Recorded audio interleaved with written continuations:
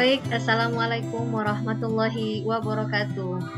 Bunda-bunda, ini merupakan pertemuan web kita yang terakhir adalah web ke-8 ya.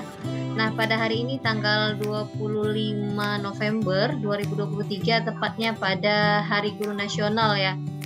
Namun luar biasa semangat ibu-ibu sekalian, meskipun hari ini sebetulnya guru-guru itu sedang merayakan hari kebesarannya, tetapi kita tetap bersemangat mengikuti web kita yang terakhir.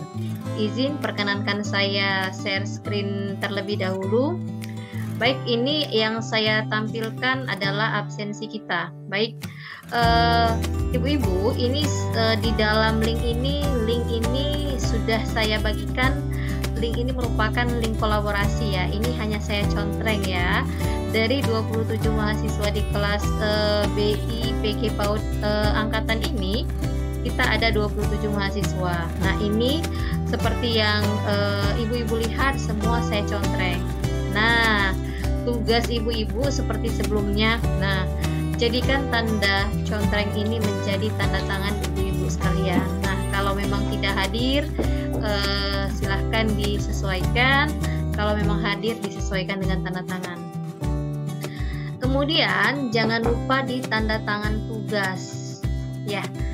Tugas juga ibu tanda tangan. Nanti judul tugasnya nggak ada masalah, nanti kita tinggal buatkan tugas 1 ya. Nah, tugas 1 begitu juga nanti tugas 2 dan tugas 3. Saya yakin ibu-ibu semua sudah ya, sudah melaksanakan ini ya. Oke, nanti tinggal kita sesuaikan ya. Kita copy paste tugas 1, tugas 2 dan tugas 3 ya.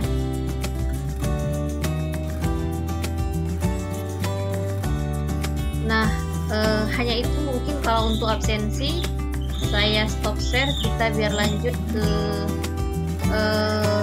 share selanjutnya ya. Itu yang pertama. Yang kedua, coba kita buka si layar. Jadi ibu-ibu jangan lupa lengkapi yang ada di si layar. Sudahkah ibu-ibu berpartisipasi dan berperan aktif dalam si layar? Di pertemuan sesi 7 ada tugas 3. Sudahkah ibu-ibu mengunggah tugas ketiga? Nah, deadline-nya sudah kita sepakati tanggal 26 jam 23.59. Silahkan tugasnya diunggah. Merupakan laporan penelitian tindakan kelas ya. Dan di sesi pertemuan akhir ya ada juga diskusi terakhir kita. Nah, diskusinya bacalah modul halaman 525 sampai 527 mengenai dampak PTK dalam pembelajaran. Kemudian berikan pendapat Anda tentang pernyataan berikut. Tanpa PTK, guru tidak mungkin melakukan perbaikan kegiatan pembelajarannya. Bagaimana pendapat ibu-ibu sekalian? Silahkan sampaikan di dalam kolom diskusi kita bersama. Nah, itu di sesi pertemuan kita yang ke-8. Baik, ini merupakan sesi pertemuan kita yang terakhir. Kita hanya sekedar mereview ya. Jadi ibu-ibu, ini merupakan tutorial terakhir yang kita lakukan, merupakan sintesis dari pembahasan yang telah terakumulasi dari materi 1 sampai materi ke-7 ya, benar ibu-ibu ya. Nah, intisari yang bisa kita ambil dari materi 1 sampai materi ke-7 ini, yang pertama, PTK merupakan salah satu tugas guru. Benar ya, ini adalah tugas guru dalam kapasitasnya sebagai seorang peneliti. Kemudian fokus penelitian guru melalui PTK adalah upaya memperbaiki pembelajaran di kelasnya sendiri. Selanjutnya, muara dari diekspresikan dalam kemampuan Anda melakukan PTK dan dilanjutkan dengan membuat laporan penelitian tindakan kelas. Ini merupakan tugas ketiga ya di pertemuan ke-7 yang lalu.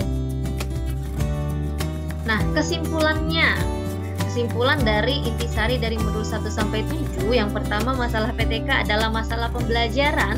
Tentunya permasalahan itu yang ada di dalam kelas kita masing-masing. Yang kedua, fokus penelitian adalah upaya perbaikan pembelajaran di dalam kelas.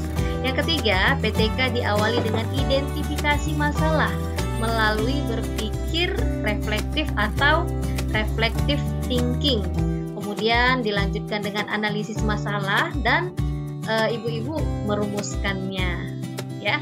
Yang keempat, berpikir reflektif tidak hanya dilakukan pada saat selesai melakukan identifikasi dan analisis masalah, tapi dapat dilakukan setiap saat guru merasakan ada sesuatu yang tidak beres ataupun tidak baik di dalam kelasnya.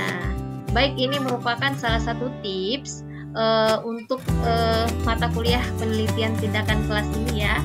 Yang pertama, terjadinya perubahan yang lebih baik dalam proses pembelajaran, yaitu terjadinya perbaikan pembelajaran. Dengan harapan dengan adanya mata kuliah penelitian tindakan kelas ini, ibu-ibu bisa membuat sebuah perubahan yang lebih baik dalam proses pembelajarannya di dalam kelas.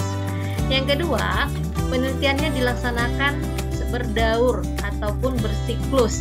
Jadi ketika rencana perbaikan yang ibu-ibu lakukan kurang berhasil, ibu-ibu bisa mencoba ke rencana perbaikan yang kedua dan seterusnya sampai ibu-ibu merasa perubahan perbaikan itu sudah signifikan.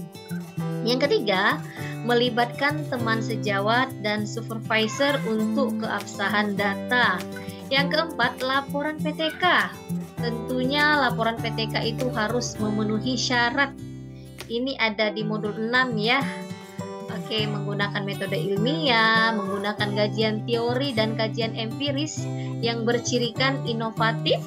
Kemudian saran dan hasil penelitian yang dihasilkan dapat dijadikan sebagai acuan teman sejawat atau hasilnya dapat digeneralisasikan sesuai dengan konteks dan waktu.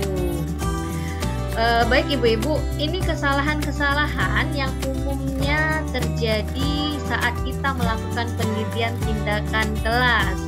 Yang pertama, terkadang kurangnya pemahaman dan penghayatan bahwa PTK adalah satu kegiatan guru dengan tujuan untuk meningkatkan kualitas pembelajaran di dalam kelas.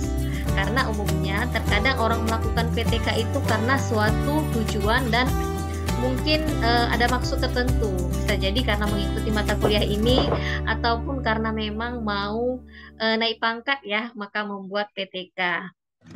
Kemudian kurangnya penghayatan dan kesadaran akan pentingnya PTK, sehingga lebih banyak dilakukan untuk sekedar memenuhi persyaratan akademik atau tugas-tugas perkuliahan saja. Ini ya berkesinambungan ya dengan poin yang pertama yang saya sampaikan. Selanjutnya, kurangnya waktu dan kesempatan bagi guru untuk melaksanakan PTK di kelasnya berdampak pada tidak terjadinya peningkatan kualitas pembelajaran yang signifikan. Hal ini merupakan akibat dari terlalu padatnya beban guru yang memenuhi tugas-tugas keguruan sesuai dengan kurikulum yang berlaku. Banyak ya ADM-ADM yang harus kita siapkan. Kemudian kalau sekarang pulang sekolah harus menyelesaikan modul ajar. Jadi beban-beban yang sudah dipikul guru ini membuat dia tidak membuat sebuah penelitian tindakan kelas. Baik bunda-bunda sekalian, itu merupakan review mata kuliah penelitian tindakan kelas kita mulai dari modul 1 sampai modul ke-7. Kemudian kata closing terakhir yang ingin saya sampaikan, selamat menempuh ujian dan semoga ibu-ibu mendapatkan nilai sesuai dengan harapan. Yakinlah apa yang ibu lakukan pada hari ini, perjuangan yang ibu-ibu lakukan pastinya akan membuahkan hasil yang maksimal. Saya doakan itu, insya Allah semoga ibu-ibu semua dalam kelas ini berhasil dan semuanya dapat nilai yang bagus. Terima kasih.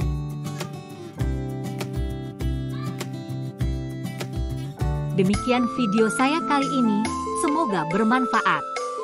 Jangan pernah berhenti belajar karena hidup tidak pernah berhenti mengajarkan. Sekian, Assalamualaikum warahmatullahi wabarakatuh.